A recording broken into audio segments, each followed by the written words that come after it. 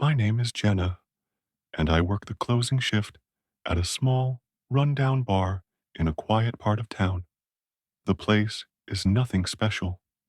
Dim lighting, a jukebox stuck on the same old classic rock songs, and a mix of regulars, truckers, and the occasional lost tourist looking for a drink. It's not glamorous, but it's predictable, and the tips are decent. Weekdays are slow, and I'm usually alone during my shifts. No coworkers, no barback, just me. It's quieter, but sometimes I miss having someone around. I've learned to stay alert, though. We get our share of rowdy customers, and I've had to break up a few fights.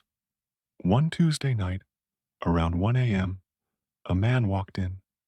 He wasn't like the usual crowd.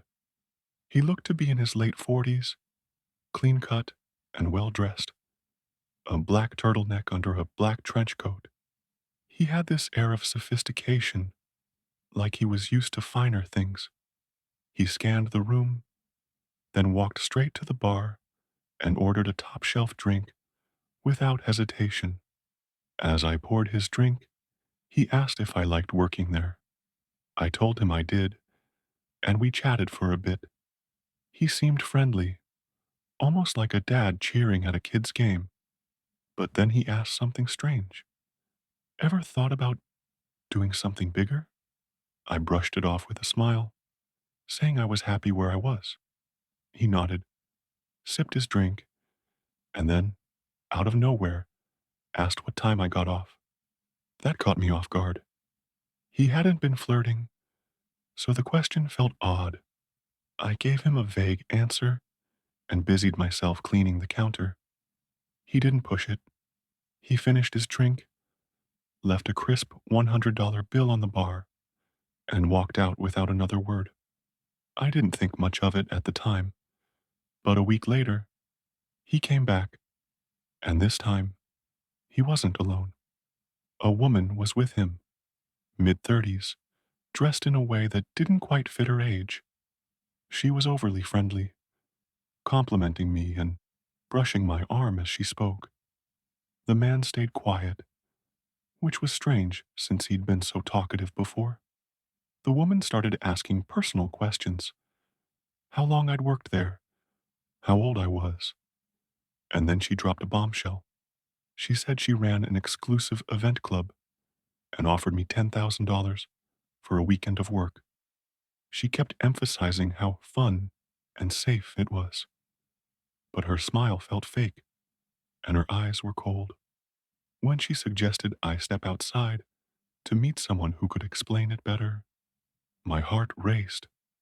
I refused firmly, and just then, a group of customers walked in. The woman's smile faltered, and she and the man left without another word. I told my boss and coworkers about it, and we agreed to keep an eye out for them. A few nights later, after closing, I saw a car parked across the street. It followed me as I drove home, staying just far enough back to avoid suspicion. I panicked and drove straight to the police station. The car sped off as soon as I pulled in.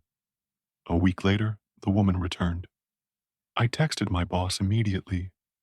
She ordered a drink, and as I turned to make it, I heard the front door click shut. I turned around. She was gone. Through the window, I saw a black van idling outside. Then I heard banging on the back door. I grabbed a metal shaker, ready to defend myself, and called 911. My boss arrived just in time, and the van sped off. The security footage later showed two masked figures waiting by the front door and another person trying to break in through the back. The van's license plate was unregistered, and the police never found them. I still don't know how they knew I'd be working alone, but I'm just glad I didn't run out the front door that night. Story 2. I used to work the night shift at a gas station off a quiet stretch of highway. It was a small place, and after midnight, it was mostly empty. I'd restock shelves, clean counters, and occasionally ring up a trucker or traveler. One night, around 2:30 a.m., I stepped outside for some air. The parking lot was empty, and the only sound was the faint hum of the highway. As I was about to go back inside, I noticed someone standing by one of the gas pumps. He was wearing a dark red hoodie, with the hood up, hands shoved in his pockets. There was no car around, so I didn't know why he was there.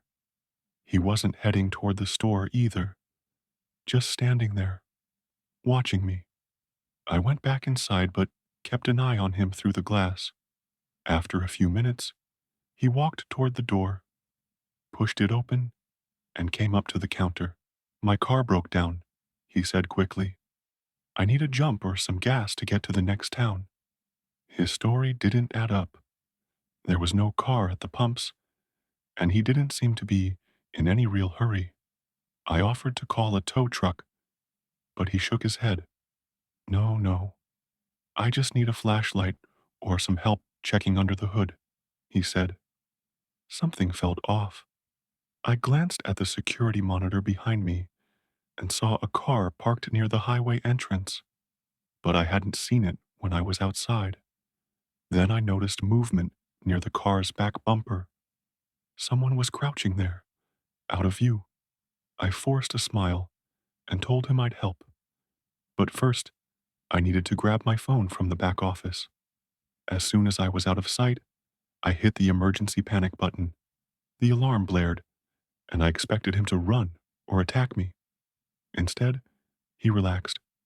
His nervous energy vanished, and he smiled, a slow, knowing grin. Then he turned and bolted out the door.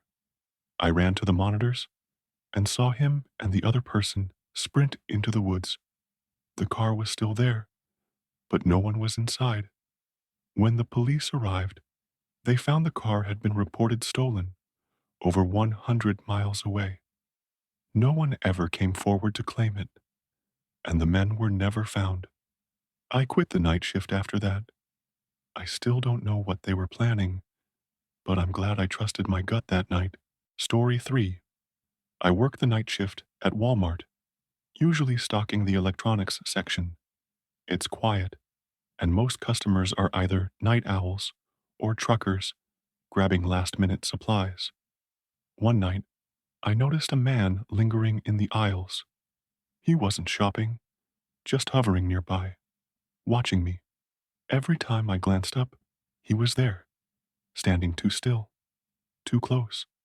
I tried to radio a manager, but my radio was dead. I was debating what to do when a woman suddenly grabbed my arm. There you are, she exclaimed, like we were old friends. I was stunned. I'd never seen her before. She leaned in and whispered, That guy's been recording you. Follow me. I glanced back and saw the man staring at us. My stomach dropped, and I let her lead me through the store. She kept up the act, chatting loudly about a trip or an inside joke I didn't understand. We moved past the registers and into the warehouse section, heading toward the side exit, the one without cameras. That's when I realized something was wrong. I yanked my arm free and screamed for help. She yelled after me, calling me by name, a name I hadn't given her. I ran to the front of the store, where a coworker called security. The woman and the man were gone by the time security arrived. The footage showed they had come in together. The man's face was clear, but the woman's was always turned away. The police called it a failed abduction attempt. I still don't know how she knew my name, but one thing's for sure. I was a target, and they had planned it all. These stories are chilling reminders that sometimes the scariest things happen in the most ordinary places. Stay safe out there.